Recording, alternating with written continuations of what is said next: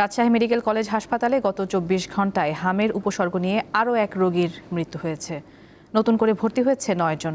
এ বিষয়ে আরও জানাতে যোগ দিচ্ছেন সহকর্মী ইউসুফ আদনান।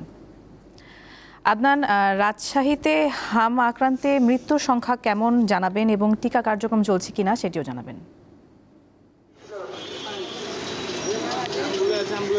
নুসরাত, রাজশাহী মেডিকেল কলেজ হাসপাতালে ২ দিন পর আবারও একজন হামের উপসর্গ নিয়ে একজন শিশুর মৃত্যু হয়েছে।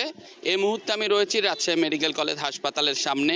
আমি কিছুক্ষণ আগে কথা বলেছিলাম রাজশাহী মেডিকেল কলেজ হাসপাতালের মুখপাত্র ও ইএমও ইনচার্জ ডাক্তার শঙ্করকে বিশ্বাসের সঙ্গে। তিনি জানিয়েছেন যে গত ২৪ ঘন্টায় হামের উপসর্গ নিয়ে একজন শিশুর মৃত্যু হয়েছে এবং গত ২৪ ঘন্টায় মোট ৯ জন নতুন রোগী ভর্তি হয়েছেন হামের উপসর্গ নিয়ে এবং সুস্থ হয়ে বাড়ি ফিরেছেন ১১ জন রোগী এবং বর্তমানে হাসপাতালে হামের উপসর্গ নিয়ে চিকিৎসাধীন রয়েছে ১৫৩ জন রোগী এবং এই চলতি বছরে হামের উপসর্গ নিয়ে মোট ৫৫৯ জন রোগী ভর্তি হয়েছেন এবং চিকিৎসাধীন অবস্থায় মোট ৪৯ জন রোগীর মৃত্যুবরণ করেছেন।